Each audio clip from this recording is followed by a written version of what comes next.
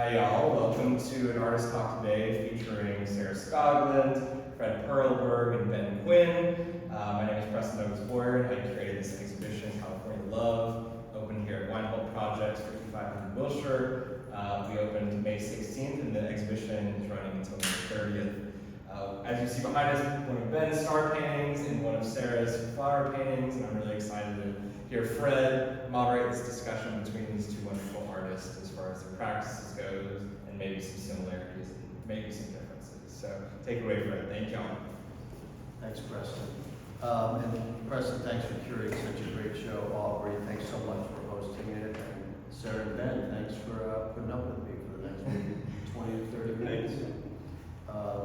I conveniently wore a sport coat to let everyone know that I'm the least important person on let's just start a little bit about your bios, where you guys are from, how you sort of grew into becoming an artist, and how all that informs some of your practices. Sarah? Well, I think my background, I grew up in a very artistic community. My mom, she's an actress, and I was around a lot of just crazy people, like actresses and writers and directors and painters and artists, and it just was always part of me. And so it was just very natural for me to move in the direction of art. And I was exposed to everything basically. And so I moved towards dance from a very early age, but I also did a lot of theater, and I also did a lot of painting, and just always in that world of the arts. And so I think that always kind of fueled me to just go for, my dreams. And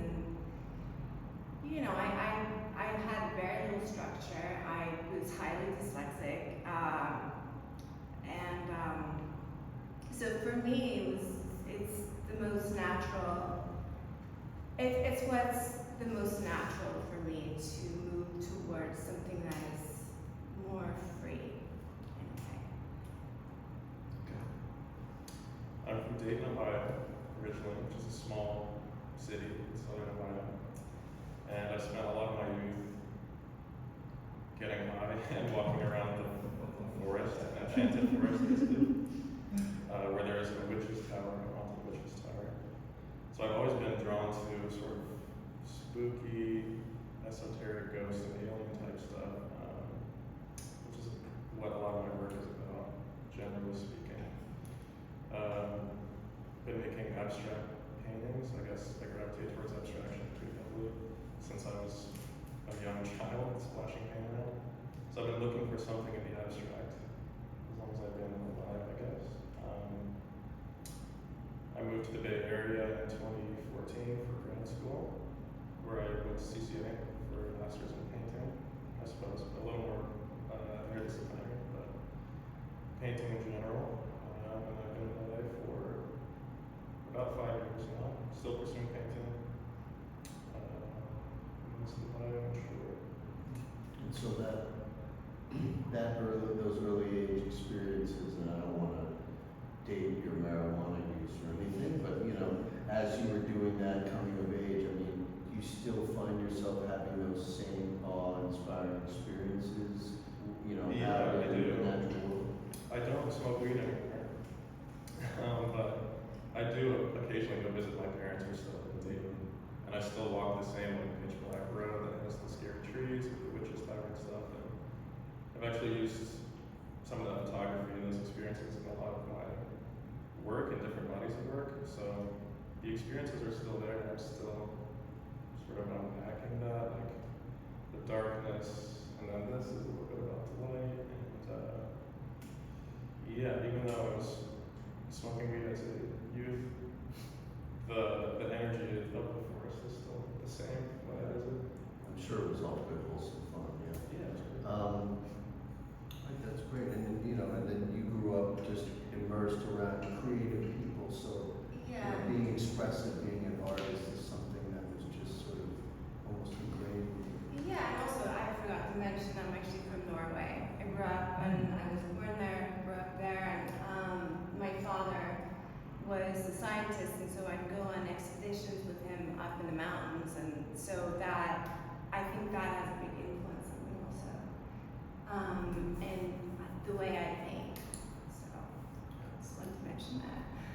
And you, Sarah, I mean, you were a professional high level dancer for many years in ballet, and but you always were painting throughout those decades, right? Well, you know, when you're a dancer full time and you work in companies, it's you're all in, and you're so tired all the time. It's relentless, and but I did that, and whenever I would have a little break or something, I would always go back to painting and drawing, just on a smaller scale.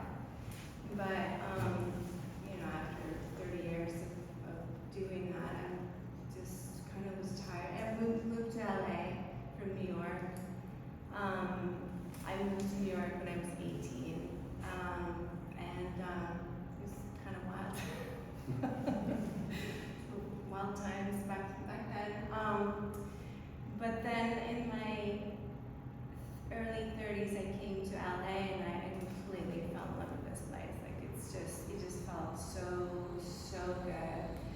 And but you know, coming from stage and like you know New York and that scene, it's very you know there's a lot of depth to that kind of work that you do on stage. And then I came here and I got an agent, and I was putting on endless commercials and movie stuff and TV, and it just was like it's just not enough. Like it's not.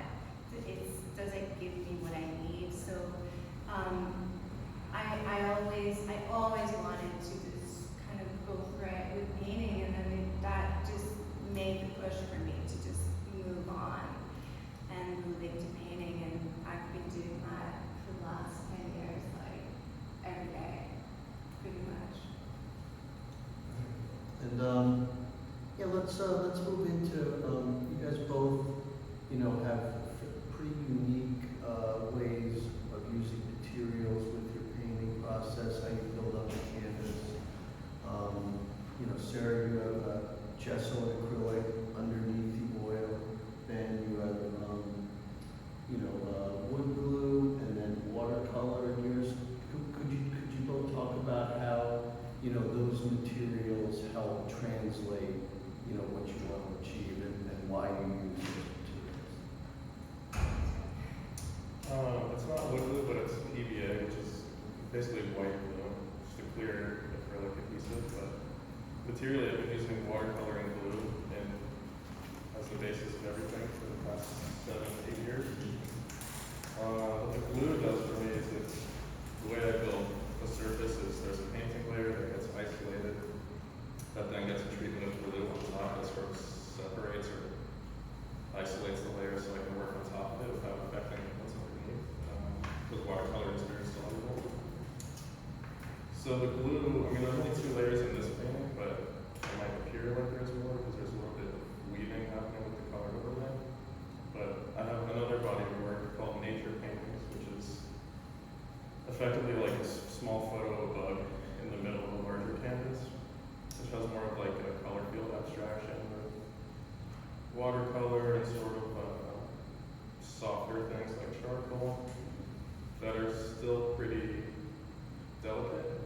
So I'll create a layer, and on those paintings they have maybe 6, 7, 8 layers of isolation off of it.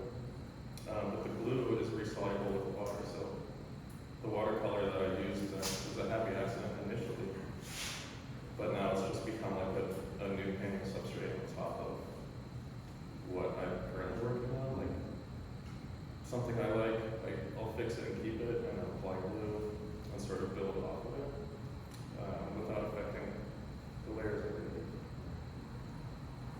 So it's like you're using it as a seal.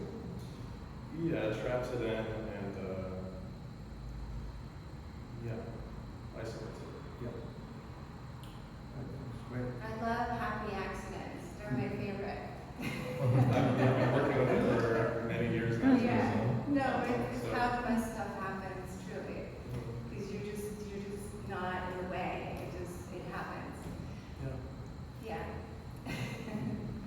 But yeah, so the flower paintings, they were actually a happy accident. I was on my way, I was working on a triptych, and I was on my way to doing something completely different. And I didn't have enough gesso. I don't know if it's gesso or gesso. Is it gesso? Gesso. Gesso, okay. So, you know, and so how I just didn't have enough, so I was just like using the roller with the stick and like, I don't feel it's not enough, but we'll see, it'll be fine. And so I used acrylics and I covered all of everything, and then I did the final layer with oil, and I was trying to like get it to do something, and then I was like, oh fuck it.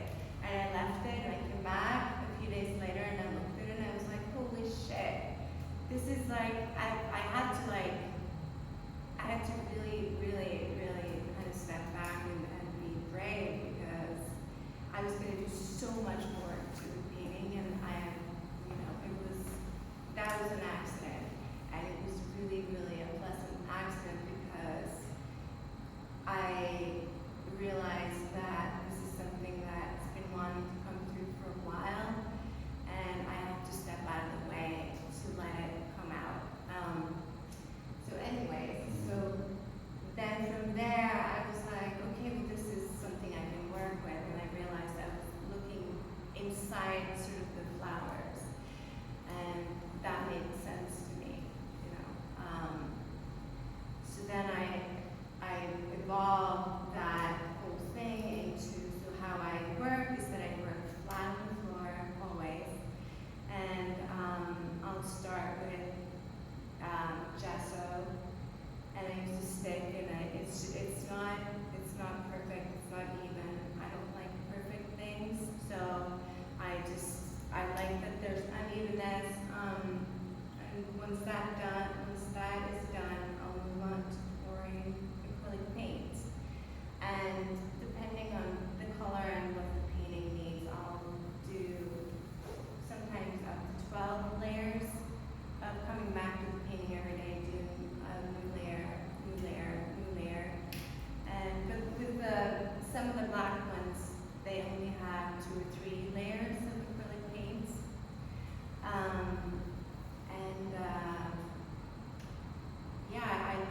I like using, you know, I like working flat on the floor because I can sort of access the painting from all sides, and I can pour the paint, and then eventually after all the acrylics I'll pour oil paint. And Do you orient it, you know, as you're going before, or do you usually just reserve that for the that is the end. I mean, that's usually when it comes to oil, and you know, you can't keep pouring and pouring, because you know, if you use too much turpentine, it will crack. No, but in terms of like, what will be the top or the bottom, have you decided that at the beginning, or because you? So I work within the structure. So that is gesso, then acrylics, and then oil, and then after that you can't really put anything else on, because oil it'll just crack. So yeah. Okay.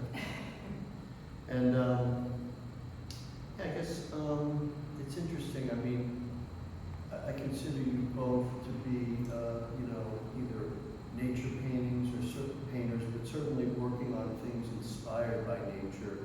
Do you find that your process, your materials, the embrace of imperfections, is that related to your sort of perception of nature? That it's, because I mean, nature is sort of the most infinite of all things that we have. You know, anything that, you know, I guess what I'm trying to say is, when I am experiencing your paintings, I'm always awestruck by how many different areas, and no matter what the subject matter is, there's always large areas of abstraction, but also of varying, you know, hues and degrees, even within this black painting. So, is that a conscious choice, or is that just sort of how you arrive at your practice? I think for me, I try to remember that I am nature. So, and I want that to just sort of be a direct connection to my work. And, Yeah. try to not be be in the way of that, that sort of straight line. And that's really important to me, and that's also why I meditate daily, is to sort of center myself and try to have that as like the starting point. To try to have it be as direct and instant as possible. And that's also why I like to work flat on the floor. Like I don't like to use a brush, that it's just too contrived for me, like standing and working this way, to me is like, it sort of stops that flow that I'm trying to get through, and also pouring and leaving the paint overnight, it really affects, it's affected by the atmosphere, like the temperature in the air, like Right. if there's movements in the ground, or if there's an insect crawling over it, or if there's a little air, wind that might blow in, and it'll all go in the painting, and that's sort of part of nature too, like it's, and the painting will react to those elements, and I don't have saying that, and Right. that's super cool to me. Yeah, It's you're exciting, giving up yeah. a lot of the control, and that sort of mystery is also, I'm sure, like an exhilarating part of your experience. Yeah, in each one. yeah, for sure. It's so when I leave the painting and I walk in the next morning, it's like, oh, it's really cool. All right, so it's like happy accident. It's like, okay, just go with it, and then we'll just makes me know where to move on from there. So, but that that took a long time to just trust that. And Ben, would you like to chime in on that? Or? Sure. Well, I think the painting that I'm sitting in front of is not so related to nature itself. It's more mindfulness meditation, like Sarah touched on a little bit. But in my other practice, that does include like very pedestrian, kind of funny photography of like a roly-poly on the ground will be centralized in a much larger abstraction. It's more focused on nature for me. And nature, I think, it is imperfect, but it's also perfect at the same time. Like, I'm very inspired by this photo. I took of a dead grasshopper with one leg, in the macro sort of kind of thing. Nature is important, I guess, in this work a little bit too, because I'm sensitive to color. So I'm sitting in front of a very bright rainbow painting.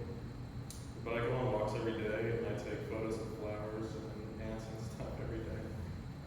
So I'm like mentally cataloging the natural world a little bit in terms of like how vibrantly color exists, especially floral type things.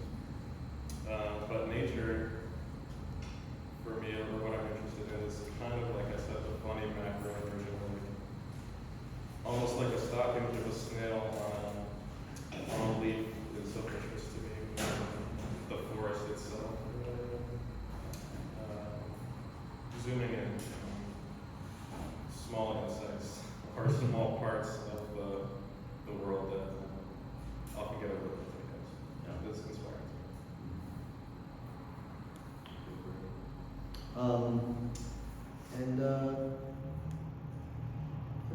don't know. Can we talk some about the subject matter that you guys both choose? I mean, you talk. I know you have many series, but let's talk about the the five-pointed star in the pentacle, and how that, why you chose that, and what is that? What are you thinking when you're engaging with that symbol? Sure. The five-pointed star is always something I've been very interested in. It's just something I've been gravitated towards for a very long time. The painting behind me is a new adaptation of star paintings, because this is the first time that there's been like concentric circles with it as well, which in my mind it's like a radiating pentagram. It's not inverted, so it's right side up. So it's like positive, white magic kind of thing.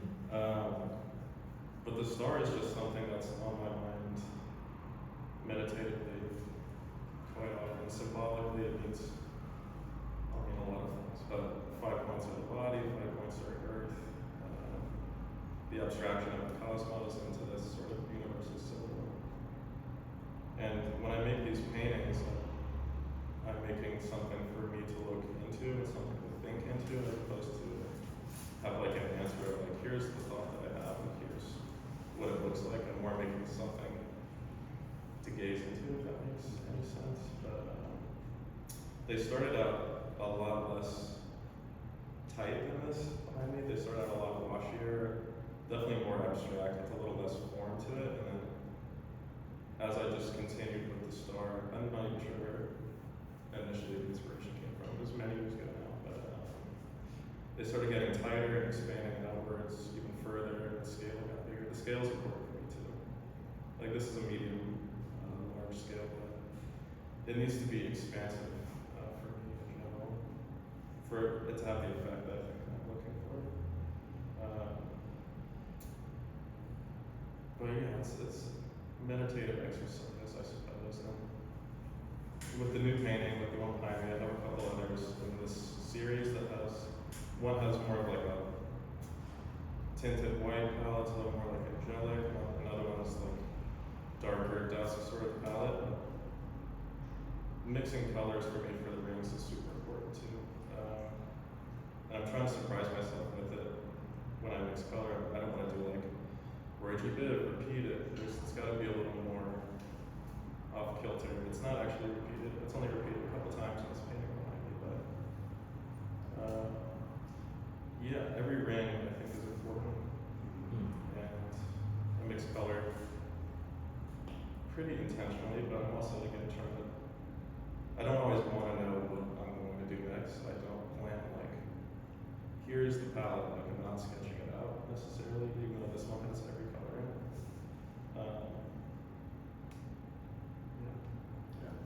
Yeah, it's great what you said. You know, even though, you know, you're inspired by these symbols and objects, you know, the painting itself is an experience and is an object to be engaged in. And, you know, I think a lot of people, you know, when we're consuming art, they just think that an artist will create something and show it out to the world for reception, but really it's, you know, the best art is derived from real personal, deep experiences, exploring both, you know, within the artist and then creating an object that can then further that investigation. It's hard to talk about the significance of one's art to themselves, I suppose, but yeah, it's deeply personal. It's a radiating pentagram, and it's also a new body work that I'm still processing right now too. Yeah, and I think one thing that, you know, certainly unifies, you know, your work with Sarah's is the temporality. You know, I always think of a star. We think of stars when we grow up, and just, you know, the sun is always there. It's so big, it lasts forever. But, you know, really, it's, you know, it has a shelf life, and, you know, there isn't almost anything more temporal or persistent as a flower as a part of nature. Did you want to talk about, you know, why, what flowers mean to you and why you've chosen that as an area of focus? Yeah, I mean, it's not really like I chose to work with flowers. I have to figure out why I'm supposed to work with flowers. And the more that I explore that, it just, to me, it means a flower, when you look at a flower, it's really unapologetic and limitless in its own expression. And that's something that's really fascinating to me. And I'm drawn to that, and how I look at the world and the things that I come across. I just, when someone or something is very unapologetic, I want that, you know, and so I have to sort of look within, and I know that, you know, it's because I'm in the transformation of peeling off all those layers that I spent years like covering up with.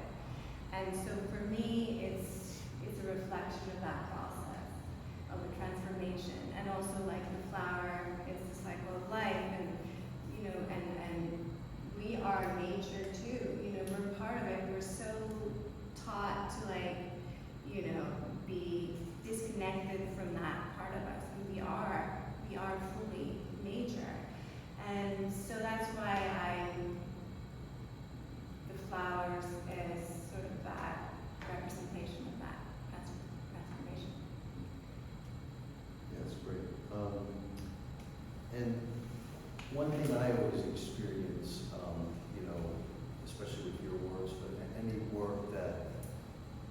work that I like or is affecting me, I get a sense of, energy from them. There's a great quote I came across just leading up to this by Quinn: "The link between spirit and matter is energy. The combined mechanism of these three elements generates our tangible world, which is claimed to be real, but is in fact ephemeral." We've talked about, temporality and the ephemeral, but is your, how do you guys, view energy? How do you view your work as something that can both, it's obviously a result of your energies and, whether to physically make it and then thinking your whole life leads up to each work, but are you conscious of how you can create works that the viewer then can perhaps, receive some of the energy that you put in or are feeling when you make them? I think so. I mean, I think that's what makes like a successful piece of art generally is the viewer experiences something. And with painting in general, I feel like it is an exchange of energy from person to thing to viewer. And the painting behind me, star paintings in general, I think they're all about energy, or really, in my mind, it's like a representation of thought energy. Like the piece behind me is titled Positive Uplift Prayer, which is sort of just like an abstraction, like a positive thought or something. And even though it takes a while to paint it, in my head it's like this is a synapse representation. This is like less than a second worth of closed eye meditation thought, I guess. And that's what's on my mind when I'm painting these kinds of works, and hopefully it translates as being somewhat alive, or, I don't want to make a flat painting, but hopefully it does for me what it might do to a viewer that's sort of on the same frequency or tapping with that or whatever. But, And how long does it take? How long do you typically work on a painting in this sense? they don't take terribly long, but maybe like a week if I paint for like 8 hours a day. I get also pretty obsessive. By obsessive, kind of leans into the meditative thing. It's like this, I'm in this part of the circle right now, and then painting in general is sort of solving problems, creating and solving problems, I guess. So I get sucked into creating the next problem and then resolving that, and trying to thoughtfully manifest this thing outwards. So it'll take about a week if I paint and look at it for like 8 hours a day. That's interesting. So you're seeing, with you, it's creating problems and solving, but I think you're a lot more open to just experiencing what's going to happen with the materials and then improvising. Yeah. And did you want to add anything to energy and how you feel that you can communicate that energy? Well, yeah, I did a series called Unapologetically Female in 2019, and that was a result of doing astral travel, and I experienced what it meant to just be completely free, not be part of the physical, but what you are, a soul. And that translated into this painting that's called Unapologetically Female, and that took maybe 6 months of pouring oil every day. And it's still drying. And so that was like every day I would go to the studio, because my wife was so upset with me because every day I would walk home with red paint. So bad.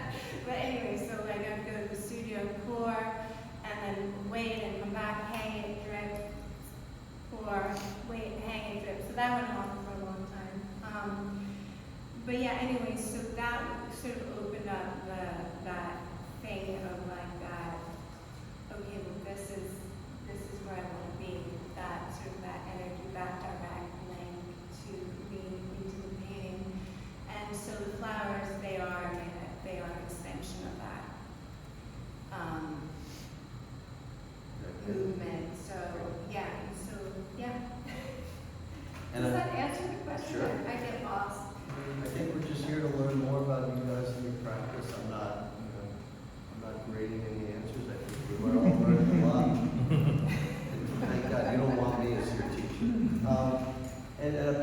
like this, you know, how long have you worked on black It- paints?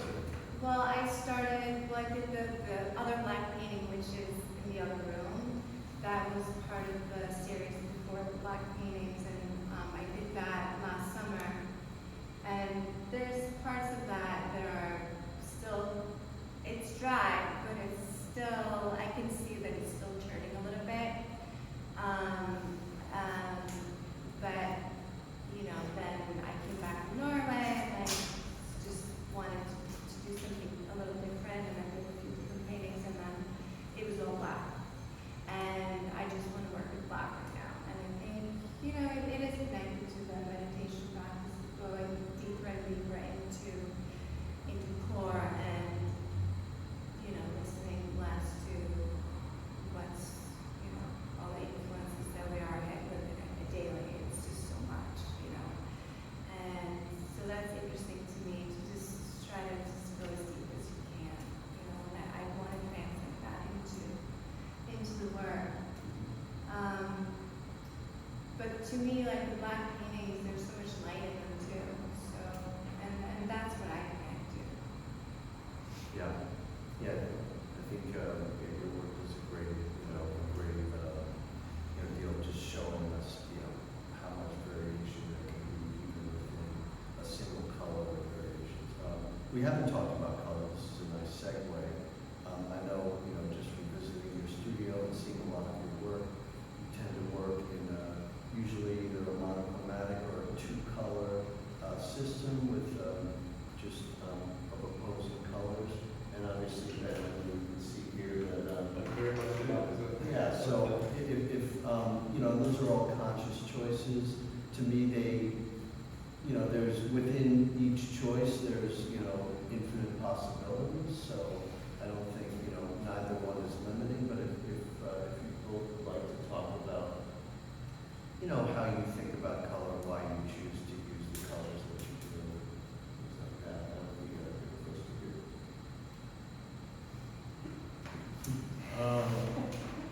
I honestly like color quite a bit. I have a hard time not using the whole spectrum.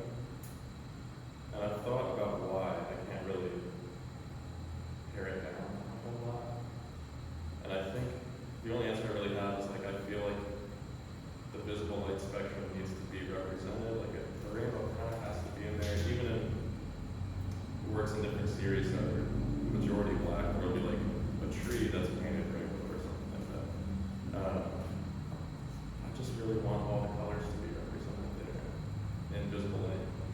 But like this has no real limitations on the color, it's all sort of there. But then, like I said, in the other paintings that are in the same series, it's pared down. There's less of the overarching rainbow theme, but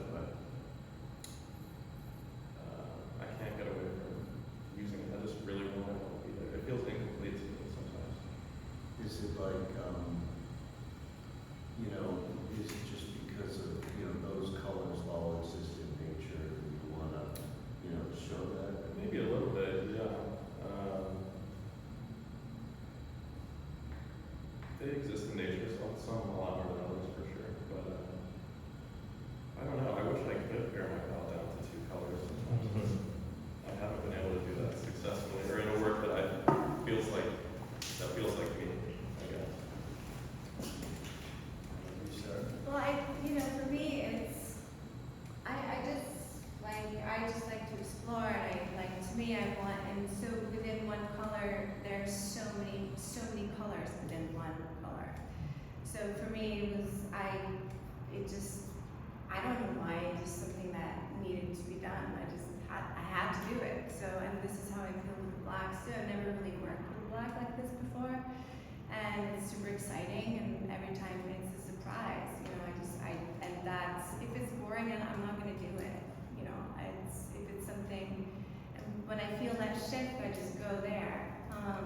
But the black paintings are still very much like, I'm super excited about creating them. And so yeah, and I think for me, within the blacks, I always look for the light. And I was telling Fred the other day, and I think that is connected to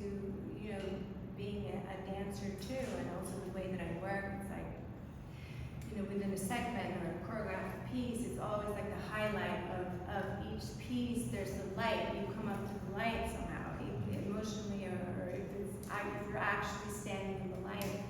And I think, you know, also working flat on the floor is that movement of being able to move over and walk over it and crawl over it, and then also finding the light within each piece. And I think that's a very, it comes from my background. It's an answer. All right, well, if anyone, unless either of you have something you really need the audience to hear, I think we've come to our natural end. What about food? Oh, We're yeah. going to talk about food. Well, maybe after this we'll be open for questions, and I know Sarah has some Italian restaurant recommendations I'd like to hear. And just want to thank again everyone who made this show possible and having us, especially you know, the artists Thank you Sarah so and much. Red for taking time out and talking about their great work. Yeah.